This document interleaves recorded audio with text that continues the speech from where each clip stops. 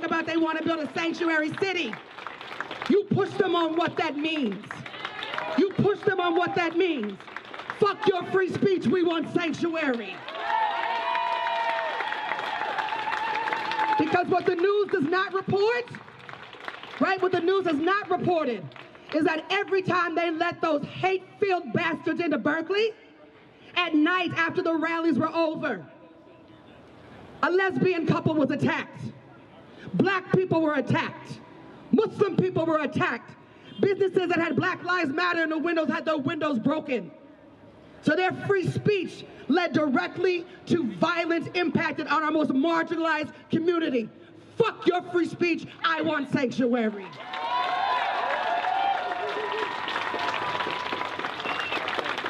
They're coming back, y'all. They're coming back the 26th and the 27th. We gotta be ready. We hope to see you Wednesday night. You can take that model and build it in your neighborhoods, on your block, in your community. What's happening, comrade? How are you? Good morning. Man, I'm alive on arrival. I just want to say, did you ever think that this day would be happening? I'll be interviewing you.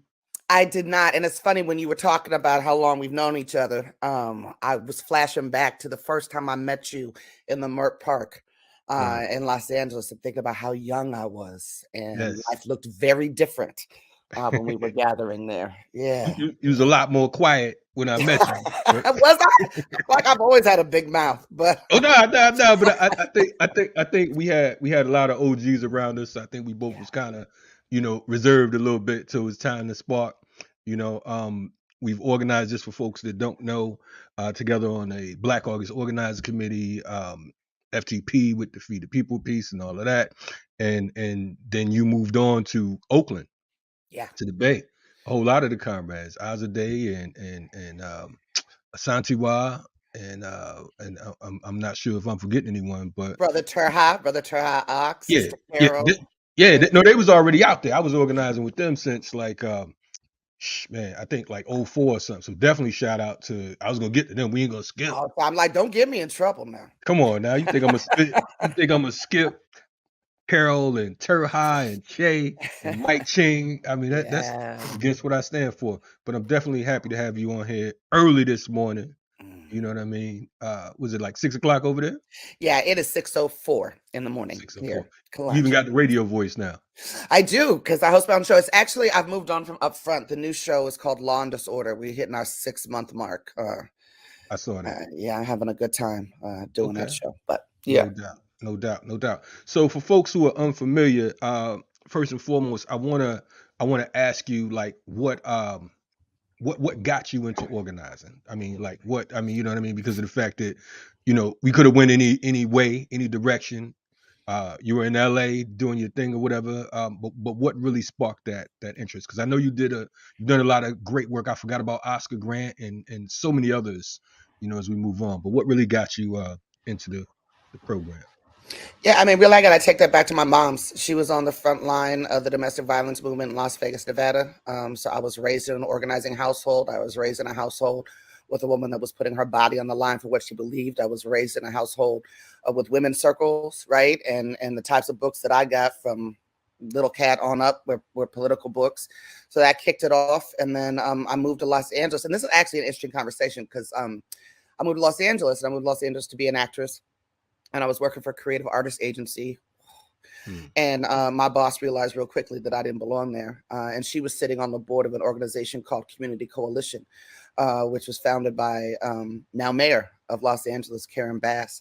And that's actually was my organizing home. That's where I learned to study, right? That's when I got the discipline around political education. That's where I learned what being an organizer actually is, because it's not just calling events to happen on Facebook.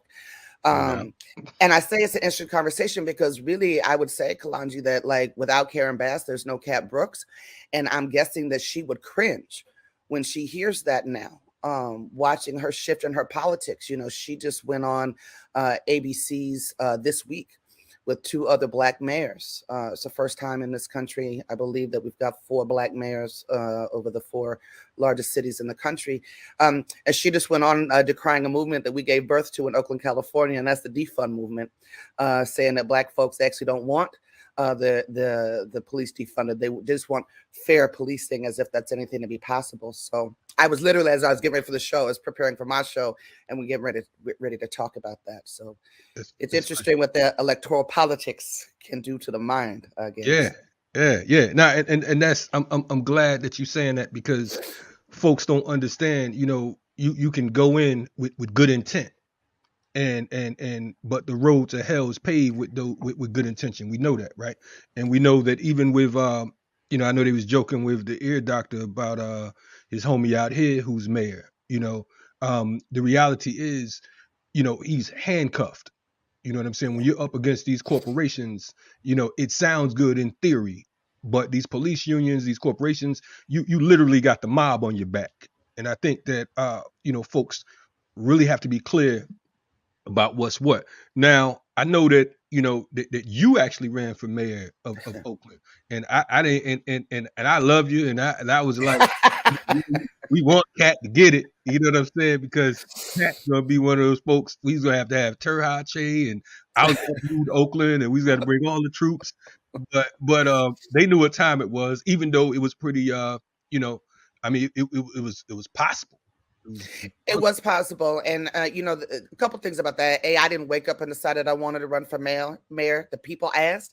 But more importantly, we looked at the political landscape, right? And it made sense in that movement, or in that moment, for us to run. Cat didn't run, we ran. And what we were able to do in the face of a neoliberal establishment that was desperately trying to break the back of anything radical and Black in Oakland at the time was pull Oakland to the left, right? And that really helped lay the groundwork for our sister comrade Carol Fife, right, who's sitting in office right now. But I'll tell you, I'm so glad I lost.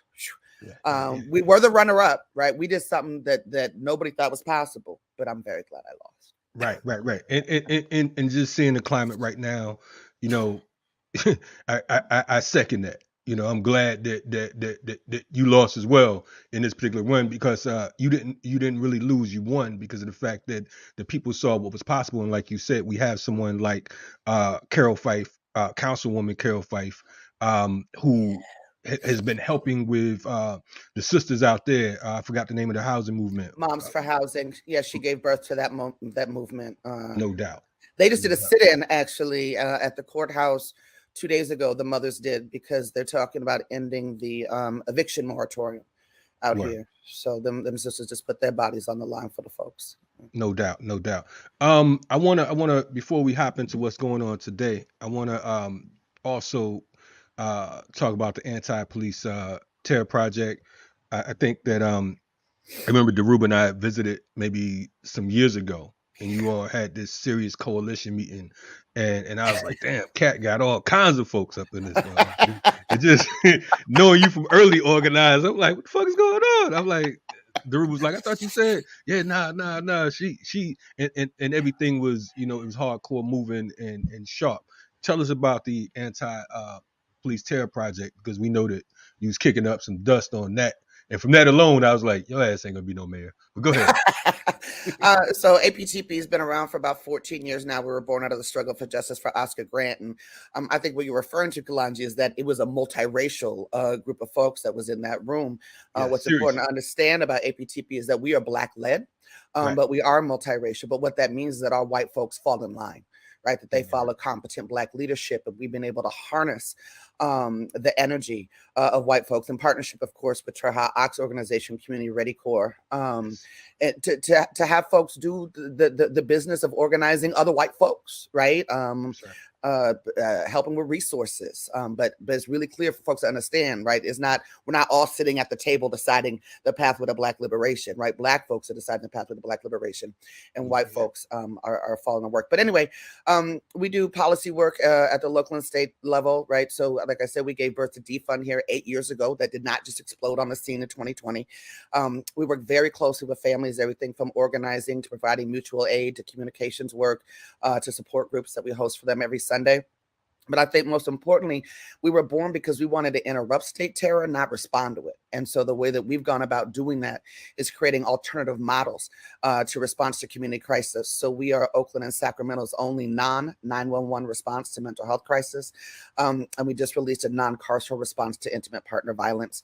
And most exciting right now is we just opened the People's House.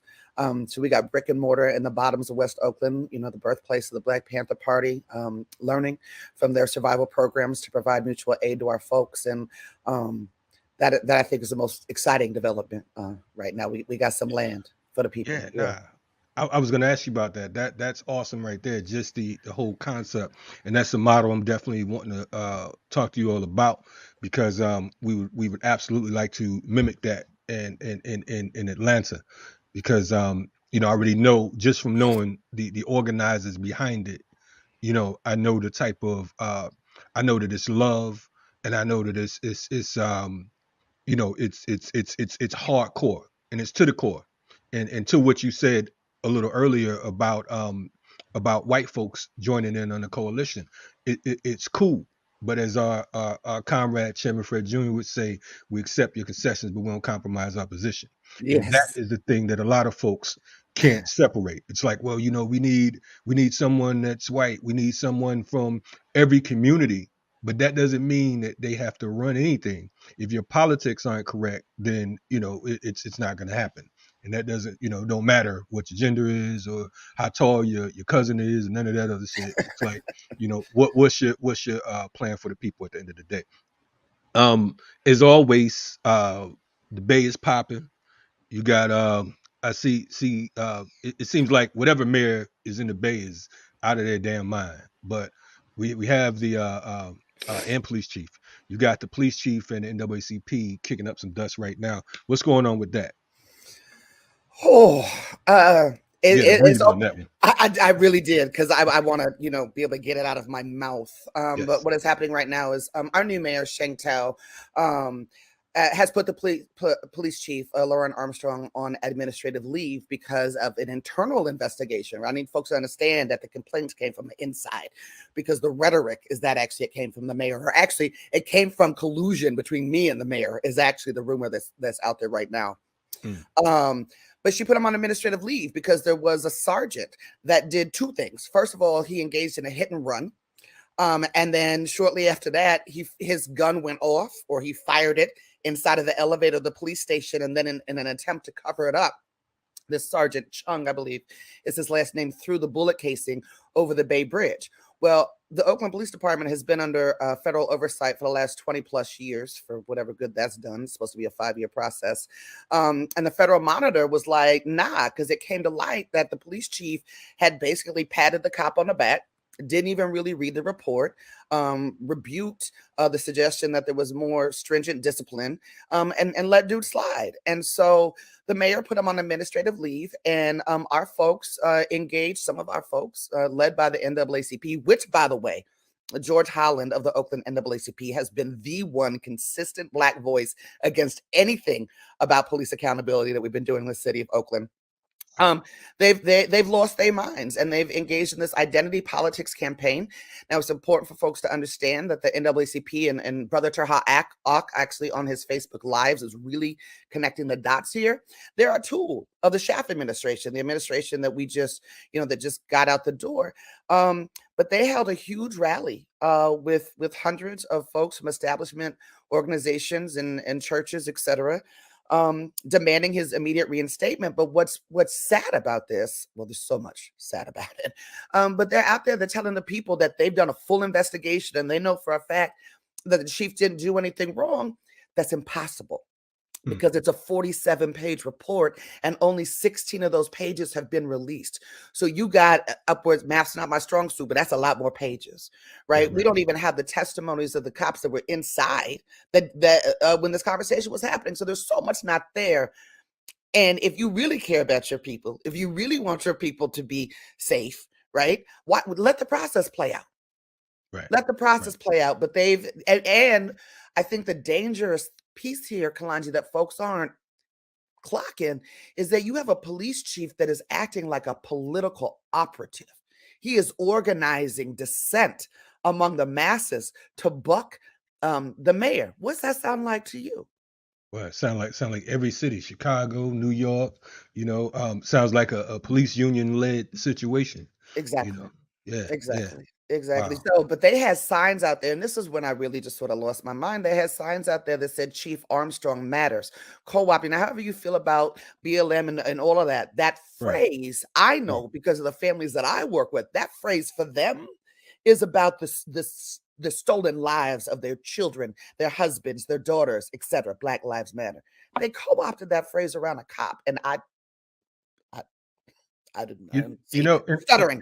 I don't. yeah, yeah. But that's important. That's one of the things that um that the Ruba was talking about, just these phrases, right?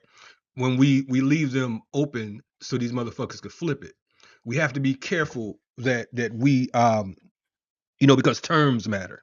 Yeah. You know what I'm saying? Political terms matter. Political education matters. So we have to be clear with what it is we're saying so that they can't even tap into it. And it's just like, it's a science. I mean, that's organizing. Yeah. Yes, it's mad disrespectful. Yes, but we're dealing with the state, so we expect the state to be the state. You know what I'm Yeah. saying? Because this is what comes with war, right? Yeah. Um, I know I caught a little bit of Terha's live as well. And for folks that don't know Terha, I don't know if you're in the Bay Area. When I first met Terha and Che, they had the dojo over on Mm. International. You know what I'm saying? And Terha is a serious martial artist as well. So they not just out there. There's one thing I love about the organizers. They're not just out there barking on no bullshit. It's like, look, we're straight up and down. We're talking about patrolling and controlling public safety. It's not a game, and that's why I love the work that you all doing, and I'm proud to call you all some of my closest comrades. I want to know right now, from with this situation going on, um, what's the mass line? What's the strategy public wise, and how can quote unquote outsiders support in this fight campaign? Yeah, I mean, I think in terms of what's happening right now with the NAACP and the police chief, I think other Black folks need to step up, right, and have something to say about this. And I think we need to be hearing that from all over the country. I saw some folks have reactions, right, to what I just said. I think those reactions need to be amplified. But really, my line right now, because I'm pretty sure about how it's gonna play out, because it's a scandal inside of the police department and they only play out one kind of way. Let the process play out, right? And then be ready to really have something to say when this plays out about all the shenanigans that they're taking our community through right now. I can't hear you, bro. I'm talking about you now. I'm muting myself. I'm still caught on the on the fact that this quote unquote officer's gun was fired inside of the elevator of the police station, and I Sorry. mean, how the fuck? I had to rewind. I'm like, wait a minute. You're saying, and maybe it's early and it's a slow process and whatnot. And I'm like, so how does that happen? And how do Black folks even back that shit? I mean, it's like you're in the city of Oakland. That's the town, as they say, right? Yeah. This is, like you said, this is the home of a certain level of resistance when you talk about the party. And how does this work? I mean, this is like, I don't know, but it is definitely reflective of the competency level of our police departments, which is why, we continue the movement to abolish them. And we do that by building our own programs for our people. So no doubt, we're no going to doubt. keep it pushing. Oh yeah, we already know that. Justice Teams Network. Can you tell us a little bit about that before you jet out? Yeah, sure. So JTN is really the statewide apparatus of the Anti-Police Terror Project. It's comprised of 15 anchor orgs. And so we share resources, trainings, information. It's also where we do our statewide policy work. And I want to say just something real quick, Kalonji, about the policy piece, right? It's not just any old type of reform, because actually there was a long time we didn't even engage in the policy arena, right? Because that's about fixing some stuff that's not broken.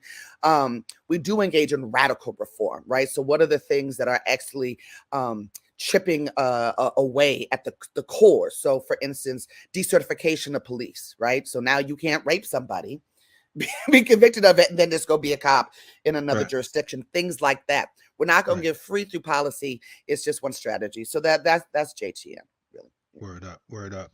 Hey, Kat, it's always a pleasure having you on. Thank you for having me.